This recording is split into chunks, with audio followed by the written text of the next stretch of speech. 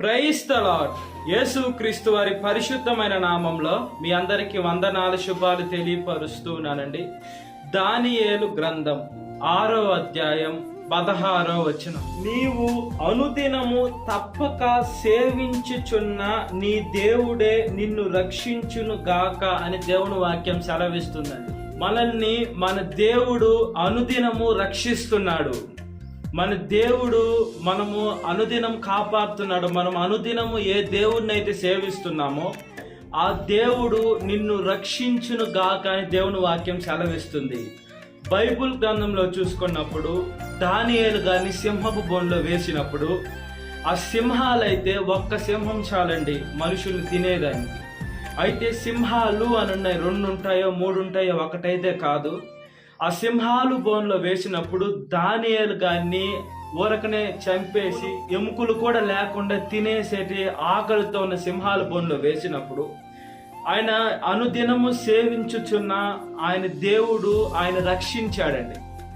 మనము ఏ దేవుణ్ణి అయితే అనుదినము సేవిస్తామో ఆ దేవుడు మనం రక్షిస్తాడు. మనం ప్రార్థన చేయాలి, నిజమైన దేవుని సేవించాలి. అందరు దేవుళ్ళనే పిలువబడే వారి గురించి నేను చెప్పటంలా ఆత్మతో సత్యంతో ఉండే యేసు క్రీస్తు వారి గురించి చెప్తున్నానండి. అనుదినము ఏ దేవుని అంటే యేసయ్యను మనం ఎప్పుడైతే సేవిస్తామో రోజు తప్పకుండా ఆ దేవుడు మనల్ని రక్షించాలని, మనకు ఒక మంచి పొజిషన్ ఇవ్వాలని, మనకు ఆరోగ్యం ఇవ్వాలని, మనకు బలం ఇవ్వాలని, మనకు శక్తిని ఇవ్వాలని, మనకు దీర్ఘశాంతాన్ని ఇవ్వాలని, మనకు దయాలత్వాన్ని ఇవ్వాలని, మనకు ఆశా నిగ్రహాన్ని ఇవ్వాలని, మనకు మంచి ప్రేమను ఇవ్వాలని, అనేటువంటి పరలోక రాజ్యంలో మనల్ని చేర్చాలని మన యేసయ్య చాలా ఆశపడుతున్నాడండి. మన ఆశపడే ప్రాణాన్ని ఎవరు తృప్తిపరుస్తారంటే యేసు క్రీస్తు వారు తృప్తిపరుస్తారు. కాబట్టి మనం ప్రతిరోజు అనుదినము దేవుడికి ప్రార్థన చేయాలి. మనకి ఏదో అనారోగ్యంగా ఉన్నప్పుడు ప్రార్థన చేయడమో, లేదా మనకు అప్పులు ఉన్నప్పుడు ప్రార్థన చేయడమో మళ్ళీ ఆపేయడము, అది అయిపోయిన తర్వాత, లేదా కొన్ని బలహీనతలు కలిగినప్పుడు ప్రార్థన చేసి అవి అయిపోయిన తర్వాత ప్రార్థన ఆపేయడము, దేవుడి పైన అలగడము, దేవుడి పైన కోపగించుకోవడం, ఇవన్నీ చేస్తే దేవుడికి ఏమైనా నష్టం అంటే ఆయనకి ఏ నష్టం ఉండదు. మనమే నరకంలోకి వెళ్ళాలా, మనమే యుగాలు కాలాలా, మనమే ఇబ్బందులు పడాలా. మన దేవుడు మనం ఎవరినైతే అనుదినం సేవిస్తున్నాం ఆయన మనం రక్షిస్తాడు. ఆయన రక్షణ కవచం మన చుట్టూ వేస్తాడు. ఆయన కంచెను వేసి కాపాడుతారు. ఆయన కాపాడే దూతల యొక్క కంచెం అంతా ఉంటుంది. ఆ దూతలు మనతో ఉంటాయి. మన ప్రయాణం ఎక్కడికి వెళ్ళిన దూతలు కూడా మనతో వస్తాయి. మనం ఇంట్లో ఉన్నప్పుడు ఉంటాయి. మన ఇంట్లో కూడా జారిపడే అవకాశం ఉంటుంది. అనేక మంది ఊరకనే ప్రాణాలు జారిపడి రాని చోట తగిలి చనిపోయిన వారు కూడా ఉన్నారండి. తింటూ ఆ గొంతులు అడ్డపడి చనిపోయిన వారు ఉన్నారు. ఇలాంటి బ్రతుకు ఎప్పుడు పోతామో తెలియని లోకంలో మనం ఉన్నాం. నీటి ఆవిరి బుడగ లాంటి ప్రాణం మనలో ఉంది. అయితే మనల్ని ఎవరు రక్షిస్తారంటే అనుదినము సేవిస్తున్నా, ప్రతిరోజు సేవిస్తున్నా మన దేవుడే మనం రక్షించాలా. మనము ప్రతిరోజు దేవుని సేవించే బిడ్డలుగా ఉండాలా.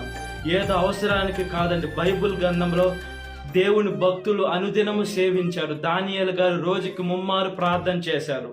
మనం 3 మారు అన్నం తింటాం. అయితే దేవుడికి ప్రార్థన చేసి భోజనంలో కూడా చేయి పెట్టాలండి. ఇప్పుడు ఆ ఫుడ్ పాయిజన్ అనేది అయ్యి మనకు అనారోగ్యం కలుగుద్దేమో. మనం ప్రార్థన చేస్తే ఆహారాన్ని దేవుడు పరిశుద్ధపరుస్తాడు. మన శరీరానికి, నరాలకి, ఎముకలకి, మాంసానికి బలం వస్తుంది.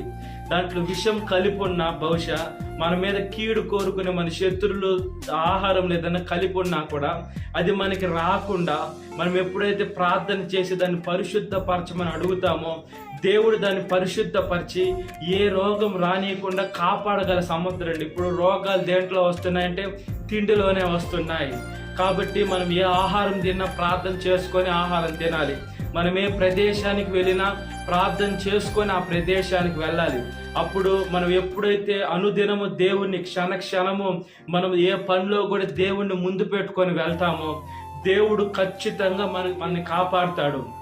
అయితే మనం ఏదైనా ఒక పని చేయాలని మనం ప్రార్థన చేసుకొని ప్రారంభిస్తే అది మనకి తగ్గుద్దా లేదా, అది మనకు కరెక్ట్ అయితే మనకు ఆశీర్వాదకరం అయితే మనకి ఇస్తాడు, అది మనకి కీడు అయితే అది మనల్ని ఇబ్బంది పెడుతుందంటే దాన్ని దేవుడు తీసివేస్తాడు. అవన్నీ చాలా జాగ్రత్తగా గమనించాలా. నేను ఇంత ప్రార్థన చేస్తున్నాను, నేను దశమ భాగాలు ఇస్తున్నానే, నేను అనుకున్న పని ఎందుకు జరగటం లేదంటే అనుకున్న పని జరిగితే మనకు ఇబ్బంది కలుగుద్దేమో, లేదా దేవుడి చిత్తానికి అది ఇబ్బందిగా ఉంటుందేమో, దేవుడికి మనకి దూరం పెంచుతుందేమో, దానివల్ల దేవుడు మనకి దూరం చేస్తున్నాడేమో. మంచిదైతే మన దేవుడు ఇవ్వకుండా ఉండడండి. కాబట్టి మనం ప్రతి ఒక్కటి తప్పుగా తీసుకోకూడదు, ప్రతి ఒక్కటి పాజిటివ్గా తీసుకోవాలి. ఎప్పుడైతే పాజిటివ్గా తీసుకుంటామో మన దేవుడు ఖచ్చితంగా దేవుడి చిత్తానుసారంగా మనల్ని బ్రతికిస్తున్నాడు. మనము ఏ తెగులు రాకుండా ఆరోగ్యంగా మన చేతులతో మన కాళ్ళతో మనం అన్ని పనులు చేసుకుంటూ తిరుగుతున్నామంటే దేవుని కృప. అనేక మంది పుట్టుకలోనే కుంటివారు, గుడ్డివారు, చెవిటివారు, మోగవారు, అవయవాలు బాగలేనటువంటి వారు, మరగుజ్జులు ఈ లోకంలో అనేక మంది ఉన్నారు. అలాంటి వారిని చూసి మనం ఎంతగానో సిగ్గుపడాలి. అలాంటి వారు కూడా దేవుళ్ళో ఉన్నారు, దేవుడి సేవ చేస్తున్నారు. సిగ్గుపడటంలా మనకు అన్ని ఇచ్చినా కూడా మన దేవుడి గురించి వాక్యం చెప్పకుండా, మనం అనుదినము దేవుణ్ణి ఏమి సేవించకుండా, నన్ను రక్షించాలి, నన్ను కాపాడాలని అనుకుంటే ఎవరు కాపారండి? ఇప్పుడు దానియేలు గారు ఆయన దేవుణ్ణి సేవించిన రాజునే మొక్కతానని మొక్కునుంటే అసలు బహుశా ఆయన దానియేలు గ్రంథం అనేది వచ్చి ఉండేది కాదు, అసలు ఆయన సింహాపు బోన్లోనే వేసి ఉండేవారు కాదండి. అయితే నా ప్రాణం పోయినా పర్వాలేదని ఆయన విశ్వాసాన్ని బట్టి దేవుడు ఆయన కాపాడారు. షడ్రకు, మేషకు, అబేద్నెగోను వారి జీవితంలో కూడా దానియేలు గ్రంథంలోనే వాళ్ళు కూడా ఆ ప్రతిమకు మొక్కలేదని అగ్నిగుండంలో 7 మంట పెంచి వేసినప్పుడు వెయ్యాలని అనుకునే ఆ సైనికుడు కారిపోయారు, కానీ వేసిన వీళ్ళు బూడిదైపోవాలి. అలాంటిది 4వ వ్యక్తిగా దేవుడు వచ్చి వాళ్ళని కాపాడారు. సాక్షాత్తు మనకి ఇబ్బంది కలిగినప్పుడు మనం రక్షించేదానికి దేవుడే వస్తారు, స్వయంగా మనల్ని కాపాడేటువంటి దేవుడు అండి. ఈ లోకంలో మనుషుల్లాగా నేను నీకు తోడుగా ఉంటాను, అండగా ఉంటానని చెప్పి అవసరానికి వెళ్ళిపోయే దేవుడు కాదు. మన దేవుడు మాట ఇస్తే తప్పడు. అయితే మనకి దేవుడు భౌతికంగా కనపడ్డు కాబట్టి మనం దేవుడి పైన విశ్వాసం ఉంచుకోలేకపోతున్నాం, దేవుని పైన మనం నమ్మకం ఉంచుకోలేకపోతున్నాం.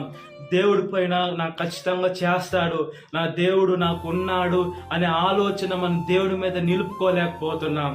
మనం ఈ లోకానుసారమైనటువంటి మనుషుల్ని, మనకు భౌతికంగా కనబడే వాటినే మనం పూజిస్తూ సేవిస్తూ వాళ్ళనే గోజారుతున్నాం. అవన్నీ ప్రయోజనం ఉండదండి. మనం ఎప్పుడైతే దేవుడి పాదాల ముందు ఉపవాసం ఉండి దేవుడికి ప్రార్థన చేస్తామో మనం అనుదినము సేవించుతున్న మన దేవుడు మనం రక్షిస్తాడు. ఆయన కాపాడితో కంచి ఉంటుంది, ఆయన గాయపడిన హస్తంతో మనం స్వస్థపరుస్తారు, ఆయన కృపలో మనల్ని కాపాడుతారు, రెక్కల కింద మనకు ఆశ్రయం కలిగిస్తారు, ఆయన కంటి పాప వల్లే మనల్ని కాపాడుతారండి. ఇంత గొప్ప దేవుడు, ఇంత రక్షణని మనం పొందుకొని మనము దేవుని వాక్యానుసారంగా, ఆయన చిత్తానుసారంగా, ఆయన సేవలో మనం ముందుకు కొనసాగునట్లుగా ప్రార్థన. మహాపరిశుద్ధాత్మదేవ, మా ప్రియ పరలోకమందున్న తండ్రి, స్తోత్రమయ్యా. అనుదినము తప్పక సేవించుచున్న దేవా, మా బాధలు, కష్టాలు, ఇబ్బందులు, శ్రమలు, కన్నీరు యేసే మా ప్రతి ఒక్క శోధనని తీసివేస్తున్న దేవా, బాధని తీసివేస్తున్న దేవా. యేసయ్య, మేము ఎప్పుడైతే ప్రార్థన చేస్తామో ఈ లోకంలో మనుషులైతే మమ్మల్ని వదిలిపెడతారు ప్రభువా, ఈ లోకంలో ఎవరైనా మమ్మల్ని వదిలిపెడతారు ప్రభువా. మీరైతే మమ్మల్ని వదిలిపెట్టరు, మమ్మల్ని ఆదుకుంటూ ఆదరిస్తూ పరిశుద్ధపరుస్తూ నీ పరిశుద్ధాత్మ శక్తినిస్తూ మీ సేవలో మమ్మల్ని నడిపిస్తూ ఒక మంచి పొజిషన్ ఇస్తూ మీ సేవలో నడిచేదానికి మమ్మల్ని వాడుకుంటూ ఆదరిస్తూ ఆదుకుంటున్న మా నాయన, మీ రుణం మేము తీర్చుకోలేం ప్రభువా. అయ్యా, మమ్మల్ని రక్షించమని మీ కవచం మా చుట్టూ ఉంచమని అడుగుచున్నాం. ఈ లోకపు శత్రువులు, సాతాను పట్ల మనుషులు ఎక్కువైపోయారయ్యా.